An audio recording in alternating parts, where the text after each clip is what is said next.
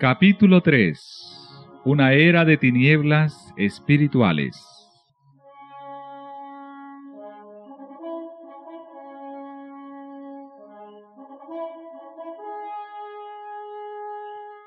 El apóstol Pablo, en su segunda carta a los tesalonicenses, predijo la gran apostasía que había de resultar en el establecimiento del poder papal.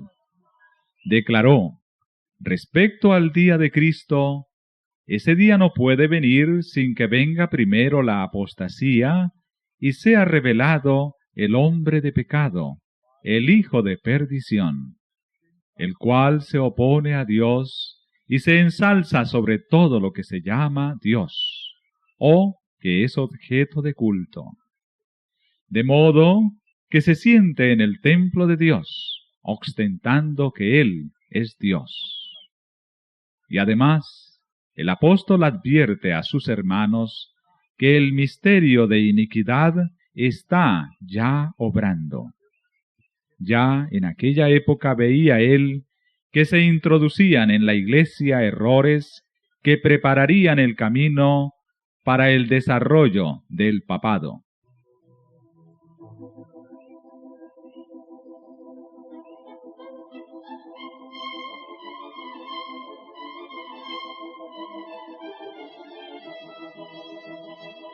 Poco a poco, primero solapadamente y a hurtadillas, y después con más desembozo, conforme iba cobrando fuerza y el dominio sobre los espíritus de los hombres, el misterio de iniquidad hizo progresar su obra engañosa y blasfema.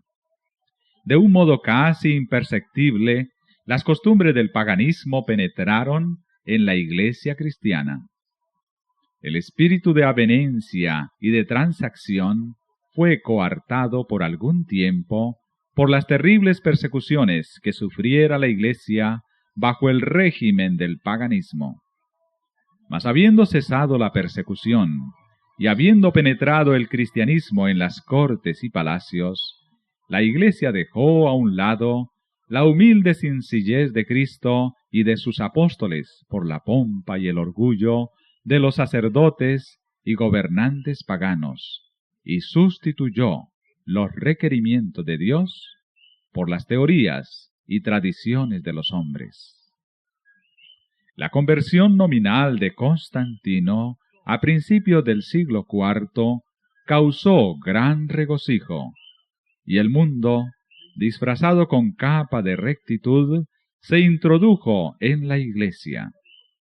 Desde entonces, la obra de corrupción progresó rápidamente. El paganismo, que parecía haber sido vencido, vino a ser el vencedor. Su espíritu dominó a la iglesia. Sus doctrinas, ceremonias y supersticiones se incorporaron a la fe y al culto de los que profesaban ser discípulos de Cristo.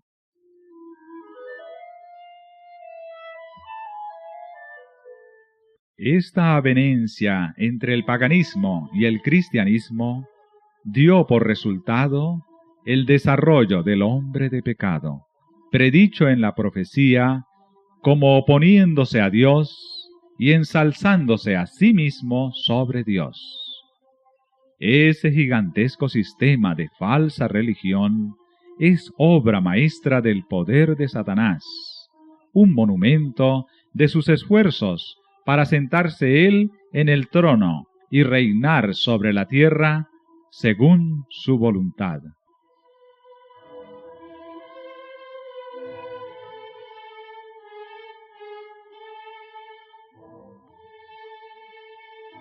Satanás se había esforzado una vez por hacer transigir a Cristo.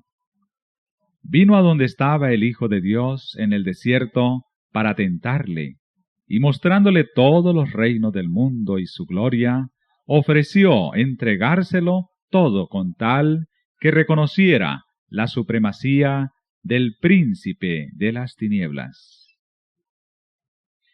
Cristo reprendió al presuntuoso tentador y le obligó a marcharse. Pero al presentar las mismas tentaciones a los hombres, Satanás obtiene más éxito. A fin de asegurarse honores y ganancias mundanas, la Iglesia fue inducida a buscar el favor y el apoyo de los grandes de la tierra.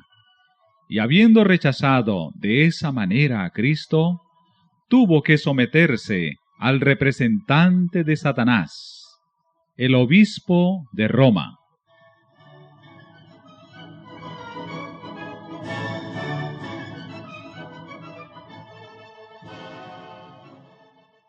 Una de las principales doctrinas del romanismo enseña que el Papa es cabeza visible de la Iglesia Universal de Cristo y que fue investido de suprema autoridad sobre los obispos y los pastores de todas las partes del mundo.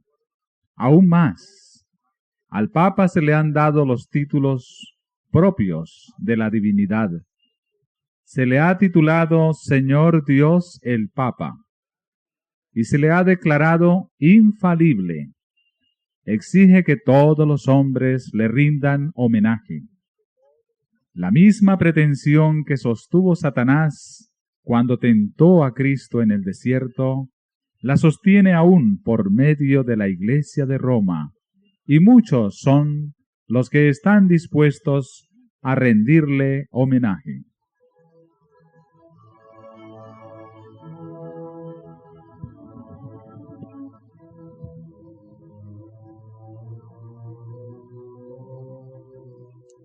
Empero, los que temen y reverencian a Dios, resisten esa pretensión, que es un desafío al cielo, como resistió Cristo las instancias del astuto enemigo. Al Señor tu Dios adorarás, y a Él solo servirás.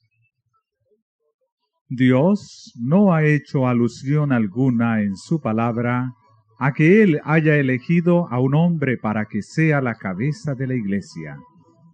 La doctrina de la supremacía papal se opone abiertamente a las enseñanzas de las Santas Escrituras. Solo por usurpación puede el Papa ejercer autoridad sobre la Iglesia de Cristo.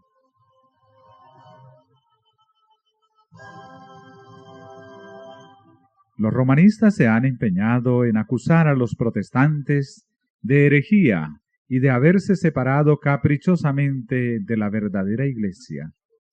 Pero estos cargos recaen más bien sobre ellos mismos. Ellos son los que arriaron la bandera de Cristo y se apartaron de la fe que ha sido una vez dada a los santos. Bien sabía Satanás que las Sagradas Escrituras capacitarían a los hombres para discernir los engaños de él y para oponerse a su poder. Por medio de la palabra fue como el mismo Salvador del mundo resistió los ataques del tentador. A cada asalto suyo, Cristo presentaba el escudo de la verdad eterna, diciendo, escrito está. A cada sugestión del adversario oponía él la sabiduría y el poder de la palabra. Para mantener su poder sobre los hombres y establecer la autoridad del usurpador papal, Satanás necesita que ellos ignoren las Santas Escrituras. La Biblia ensalza a Dios y coloca a los hombres, seres finitos, en su verdadero sitio. Por consiguiente, hay que esconder y suprimir sus verdades sagradas. Esta fue la lógica que adoptó la Iglesia romana. Por centenares de años fue prohibida la circulación de la Biblia. No se permitía a la gente que la leyese ni que la tuviese en sus casas, y sacerdotes y prelados sin principios interpretaban las enseñanzas de ella para sostener sus pretensiones. Así fue como el Papa vino a ser reconocido casi universalmente como vicegerente de Dios en la tierra, dotado de autoridad sobre la Iglesia y el Estado. Una vez suprimido lo que descubría el error, Satanás hizo lo que quiso. La profecía había declarado que el papado pensaría mudar los tiempos y la ley. No tardó en iniciar esta obra, para dar a los convertidos del paganismo algo que equivaliera al culto de los ídolos, y para animarles a que aceptaran nominalmente el cristianismo, se introdujo gradualmente en el culto cristiano la adoración de imágenes y de reliquias. Este sistema de idolatría fue definitivamente sancionado por decreto de un concilio general. Para remate de su obra sacrílega, Roma se atrevió a borrar de la ley de Dios el segundo mandamiento, que prohíbe la adoración de las imágenes, y a dividir en dos el último mandamiento, para conservar el número de estos. El espíritu de concesión al paganismo fomentó aún más el desprecio de la autoridad del cielo. Obrando por medio de directores inconversos de la Iglesia, Satanás atentó también contra el cuarto mandamiento y trató de echar a un lado el antiguo sábado, el día que Dios había bendecido y santificado, para colocar en su lugar el día festivo observado por los paganos, como el venerable día del sol. Este intento no se hizo al principio abiertamente.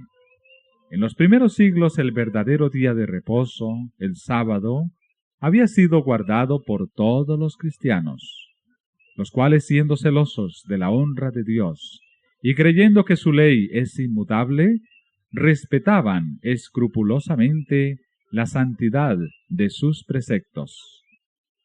Pero Satanás procedió con gran sutileza por medio de sus agentes para llegar al fin que se propusiera.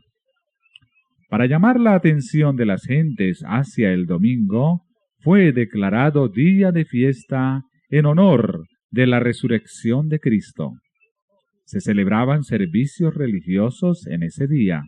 No obstante, se lo consideraba como día de recreo y seguía guardándose piadosamente el sábado.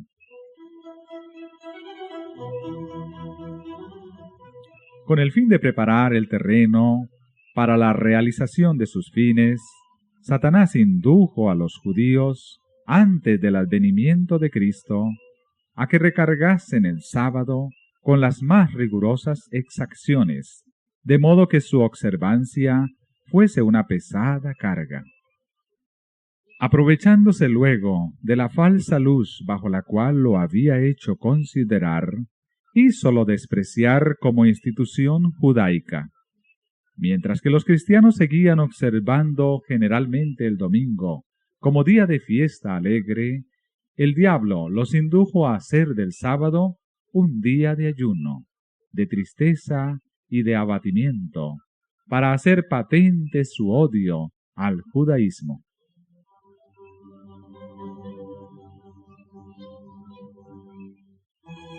A principios del siglo IV, el emperador Constantino expidió un decreto que hacía del domingo un día de fiesta pública en todo el imperio romano. El día del sol fue reverenciado por sus súbditos paganos y honrado por los cristianos, pues era política del emperador conciliar los intereses del paganismo y del cristianismo que se hallaban en pugna. Los obispos de la Iglesia, inspirados por su ambición y su sed de dominio, le hicieron obrar así, pues comprendieron que si el mismo día era observado por cristianos y paganos, estos llegarían a aceptar nominalmente el cristianismo, y ello redundaría en beneficio del poder y de la gloria de la Iglesia. Pero a pesar de que muchos cristianos piadosos fueron poco a poco inducidos a reconocer cierto carácter sagrado al domingo, no dejaron de considerar el verdadero sábado como el día santo del Señor, ni de observarlo en cumplimiento del cuarto mandamiento. Pero no paró aquí la obra del jefe engañador. Había resuelto reunir al mundo cristiano bajo su bandera y ejercer su poder por medio de su vicario, el orgulloso pontífice que aseveraba ser el representante de Cristo.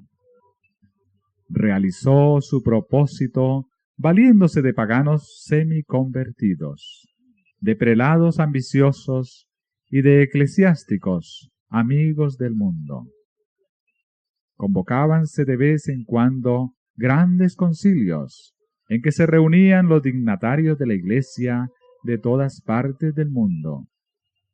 Casi en cada concilio, el día de reposo que Dios había instituido era deprimido un poco más, en tanto que el domingo era exaltado en igual proporción. Así fue como la fiesta pagana llegó a ser honrada como institución divina, mientras que el sábado de la Biblia era declarado reliquia del judaísmo y se pronunciaba una maldición sobre sus observadores. El gran apóstata había logrado ensalzarse a sí mismo sobre todo lo que se llama Dios o que es objeto de culto. Se había atrevido a alterar el único precepto de la ley divina que señala de un modo infalible a toda la humanidad al Dios viviente y verdadero. En el cuarto mandamiento Dios es dado a conocer como el creador de los cielos y de la tierra, y distinto, por lo tanto, de todos los dioses falsos. Como monumento conmemorativo de la obra de la creación, fue santificado el día séptimo como día de descanso para el hombre. Estaba destinado a recordar siempre a los hombres que el Dios viviente es fuente de toda existencia y objeto de reverencia y adoración.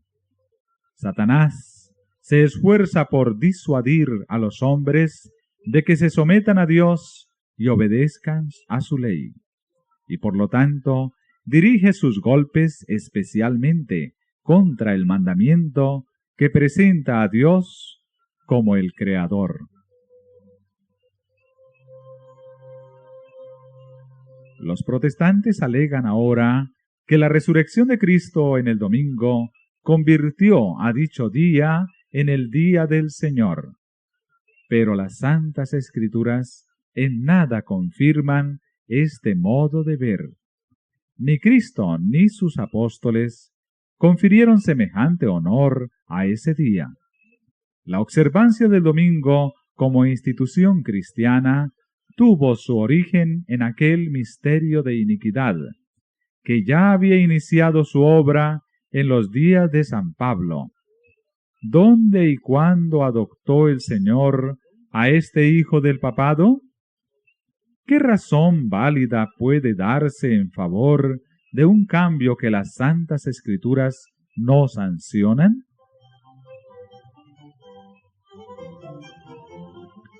En el siglo VI, el papado concluyó por afirmarse.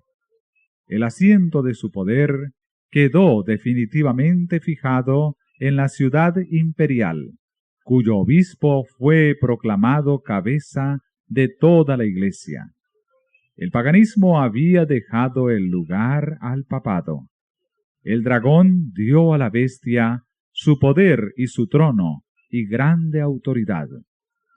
Entonces empezaron a correr los 1260 años de la opresión papal predicha en las profecías de Daniel y en el Apocalipsis.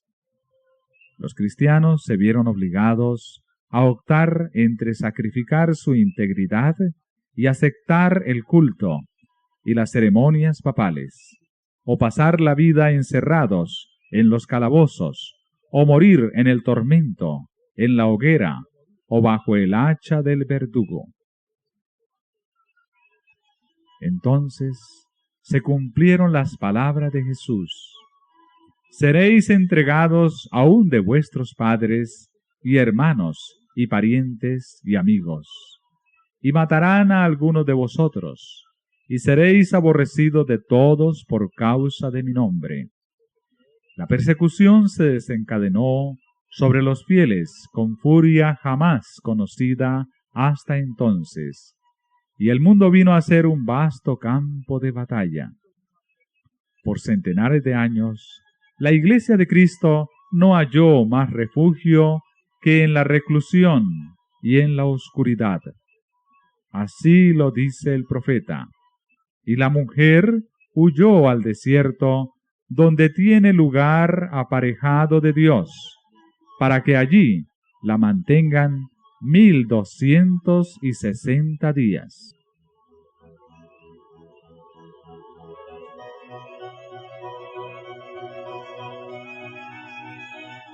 El advenimiento de la Iglesia romana al poder marcó el principio de la Edad Media. A medida que crecía su poder, las tinieblas se hacían más densas. La fe pasó de Cristo, el verdadero fundamento, al Papa de Roma. En vez de confiar en el Hijo de Dios para obtener el perdón de sus pecados y la salvación eterna, el pueblo recurría al Papa y a los sacerdotes y prelados a quienes él invistiera de autoridad. Se le enseñó que el Papa era su mediador terrenal y que nadie podía acercarse a Dios sino por medio de él. Y andando el tiempo, se le enseñó también que para los fieles el Papa ocupaba el lugar de Dios y que por lo tanto debían obedecerle implícitamente. Con solo desviarse de sus disposiciones, se hacían acreedores a los más severos castigos que debían imponerse a los cuerpos y almas de los transgresores. Así fueron los espíritus de los hombres desviados de Dios y dirigidos hacia hombres falibles y crueles. Sí, aún más, hacia el mismo príncipe de las tinieblas que ejercía su poder por intermedio de ellos. El pecado se disfrazaba como manto de santidad. Cuando las santas escrituras se suprimen y el hombre llega a considerarse como ente supremo, ¿qué otra cosa puede esperarse sino fraude, engaño y degradante iniquidad? Al ensalzarse las leyes y las tradiciones humanas, se puso de manifiesto la corrupción que resulta siempre del menosprecio de la ley de Dios.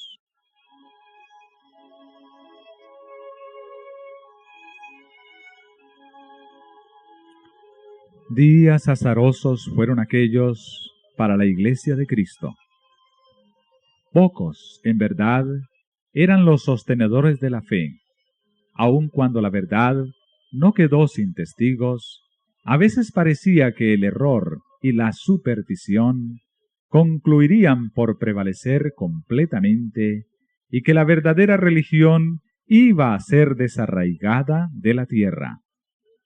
El Evangelio se perdía de vista mientras que las formas de religión se multiplicaban y la gente se veía abrumada bajo el peso de exacciones rigurosas.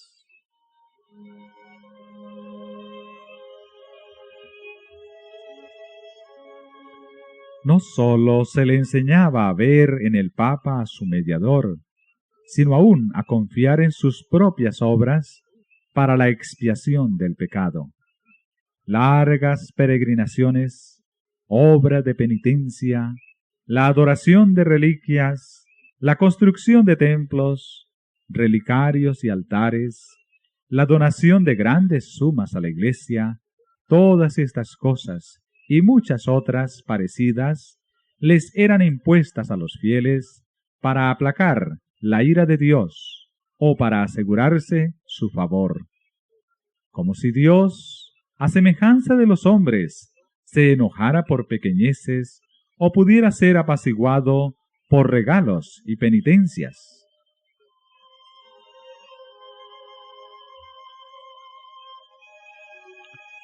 Por más que los vicios prevalecieran aún entre los jefes de la Iglesia romana, la influencia de ésta parecía ir siempre en aumento. A fines del siglo VIII, los partidarios del Papa empezaron a sostener que en los primeros tiempos de la Iglesia tenían los obispos de Roma el mismo poder espiritual que a la fecha se arrogaban. Para dar a su acerto visos de autoridad, había que valerse de algunos medios que pronto fueron sugeridos por el padre de la mentira. Los monjes fraguaron viejos manuscritos, se descubrieron decretos conciliares de los que nunca se había oído hablar hasta entonces y que establecían la supremacía universal del Papa desde los primeros tiempos. Y la Iglesia, que había rechazado la verdad, aceptó con avidez estas imposturas.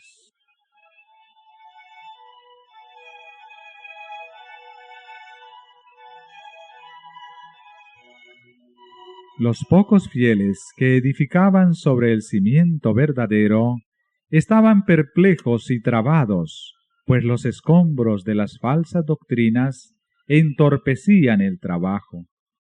Como los constructores de los muros de Jerusalén en tiempo de Nehemías, algunos estaban por exclamar: las fuerzas de los acarreadores se han enflaquecido, y el escombro es mucho, y no podemos edificar el muro. Debilitados por el constante esfuerzo que hacían contra la persecución, el engaño, la iniquidad y todos los demás obstáculos que Satanás inventara para detener su avance, algunos de los que habían sido fieles edificadores llegaron a desanimarse, y por amor a la paz y la seguridad de sus propiedades y de sus vidas, se apartaron del fundamento verdadero. Otros, sin dejarse desalentar por la oposición de sus enemigos, declararon sin temor: no temáis delante de ellos, acordaos del Señor grande y terrible. Y cada uno de los que trabajaban tenían la espada ceñida.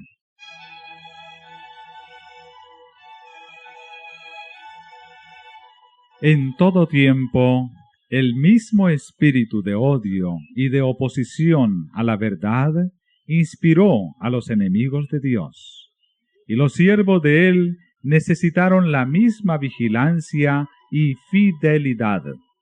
Las palabras de Cristo a sus primeros discípulos se aplicarán a cuantos le sigan hasta el fin de los tiempos. Y lo que os digo a vosotros, a todos los digo: velad.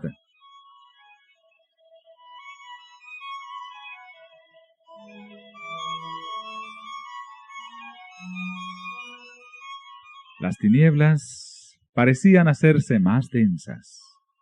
La adoración de las imágenes se hizo más general. Se les encendían velas y se les ofrecían oraciones. Llegaron a prevalecer las costumbres más absurdas y supersticiosas. Los espíritus estaban tan completamente dominados por la superstición que la razón misma parecía haber perdido su poder. Mientras que los sacerdotes y los obispos eran amantes de los placeres sensuales y corrompidos, sólo podía esperarse del pueblo que acudía a ellos en busca de dirección, que siguiera sumido en la ignorancia y en los vicios.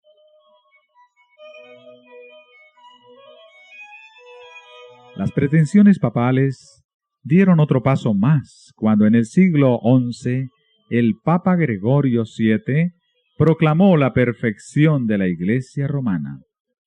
Entre las proposiciones que él expuso, había una que declaraba que la Iglesia no había errado nunca, ni podía errar, según las Santas Escrituras. Pero las pruebas de la Escritura faltaban para apoyar el aserto. El altivo pontífice reclamaba además para sí el derecho de deponer emperadores y declaraba que ninguna sentencia pronunciada por él podía ser revocada por hombre alguno, pero que él tenía la prerrogativa de revocar las decisiones de todos los demás.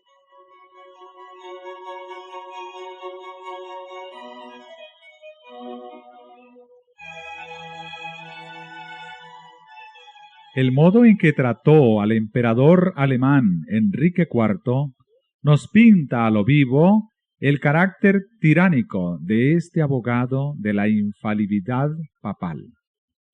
Por haber intentado desobedecer la autoridad papal, dicho monarca fue excomulgado y destronado. Aterrorizado ante la deserción de sus propios príncipes, que por orden papal fueron instigados a rebelarse contra él, Enrique no tuvo más remedio que hacer las paces con Roma. Acompañado de su esposa y de un fiel sirviente, cruzó los Alpes en pleno invierno para humillarse ante el Papa. Habiendo llegado al castillo donde Gregorio se había retirado, fue conducido, despojado de sus guardas, a un patio exterior, y allí, en el crudo frío del invierno, con la cabeza descubierta, los pies descalzos y miserablemente vestido, esperó el permiso del Papa para llegar a su presencia. Sólo después que hubo pasado así 3 días, ayunando y haciendo confesión, condescendió el pontífice en perdonarle. Y aun entonces fuele concedida esa gracia con la condición de que el emperador esperaría la venia del Papa antes de reasumir las insignias reales o de ejercer su poder. Y Gregorio, envanecido con su triunfo, se jactaba de que era su deber abatir la soberbia de los reyes.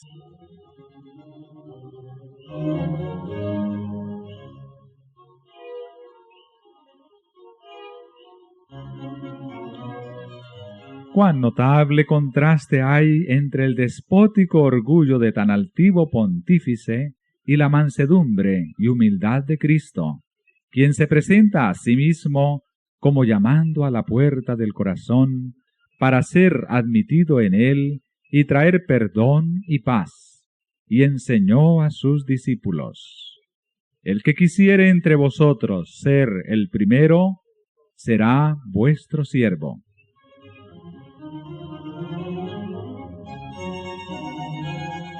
Los siglos que se sucedieron presenciaron un constante aumento del error en las doctrinas sostenidas por Roma.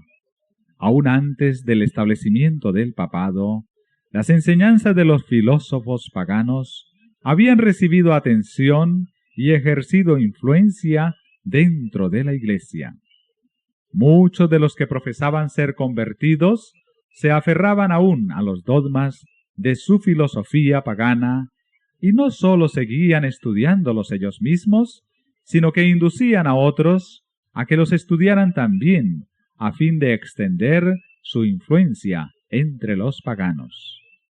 Así se introdujeron graves errores en la fe cristiana. Uno de los principales fue la creencia en la inmortalidad natural del hombre y en su estado consciente después de la muerte. Esta doctrina fue la base sobre la cual Roma estableció la invocación de los santos y la adoración de la Virgen María. De la misma doctrina se derivó también la herejía del tormento eterno para los que mueren impenitentes que muy pronto figuró en el credo papal.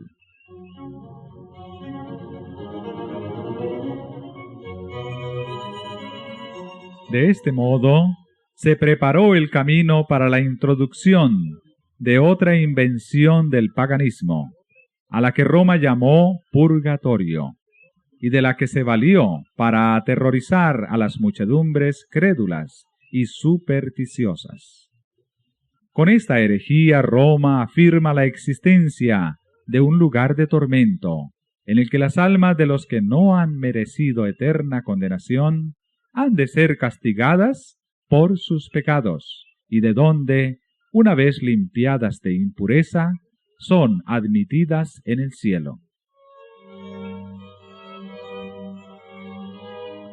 Una impostura más necesitaba Roma para aprovecharse de los temores y de los vicios de sus adherentes. Fue esta la doctrina de las indulgencias.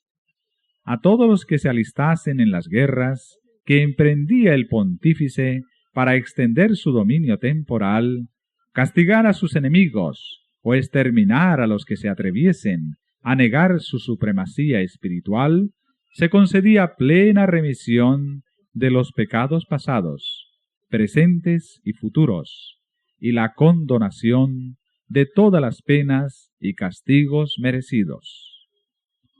Se enseñó también al pueblo que por medio de pagos hechos a la Iglesia podía librarse uno del pecado y librar también a las almas de sus amigos difuntos entregadas a las llamas del purgatorio.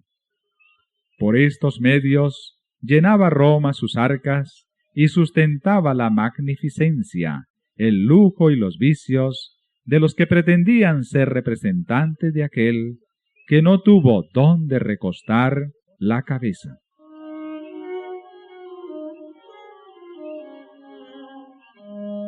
La institución bíblica de la Cena del Señor fue sustituida por el sacrificio idolátrico de la misa.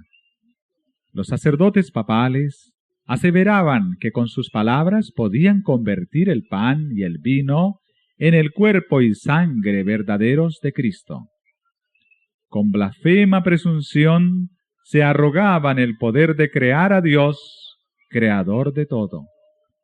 Se les obligaba a los cristianos, so pena de muerte, a confesar su fe en esta horrible herejía que afrentaba al cielo. Muchísimos que se negaron a ello fueron entregados a las llamas.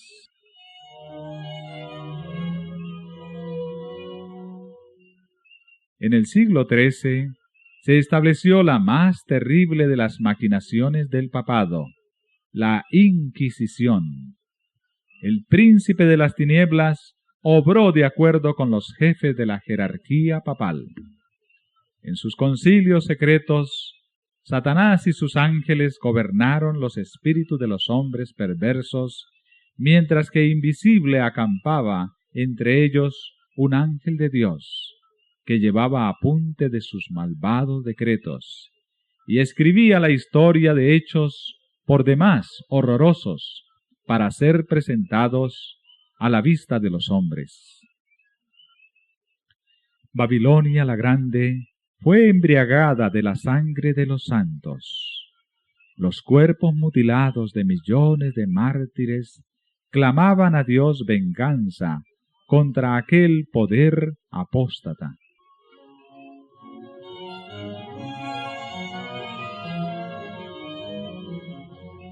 El papado había llegado a ejercer su despotismo sobre el mundo. Reyes y emperadores acataban los decretos del pontífice romano. El destino de los hombres en este tiempo y para la eternidad parecía depender de su albedrío. Por centenares de años, las doctrinas de Roma habían sido extensa e implícitamente recibidas, sus ritos cumplidos con reverencia y observadas sus fiestas por la generalidad. Su clero era colmado de honores y sostenido con liberalidad.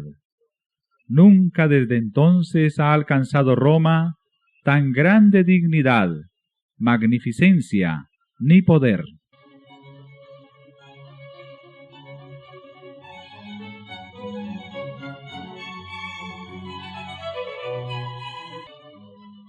Mas el apogeo del papado fue la medianoche del mundo. Las Sagradas Escrituras eran casi desconocidas, no sólo de las gentes, sino de los mismos sacerdotes. A semejanza de los antiguos fariseos, los caudillos papales aborrecían la luz que habría revelado sus pecados. Rechazada la ley de Dios, modelo de justicia, ejercieron poderío sin límites y practicaron desenfrenadamente los vicios. Prevalecieron el fraude, la avaricia y el libertinaje. Los hombres no retrocedieron ante ningún crimen que pudiese darles riquezas o posición. Los palacios de los papas y de los prelados eran teatro de los más viles excesos. Algunos de los pontífices reinantes se hicieron reos de crímenes tan horrorosos que los gobernantes civiles tuvieron que procurar deponer a dichos dignatarios de la Iglesia como monstruos demasiado viles para ser tolerados. Durante siglos Europa no progresó en las ciencias, ni en las artes, ni en la civilización. La cristiandad quedó moral e intelectualmente paralizada.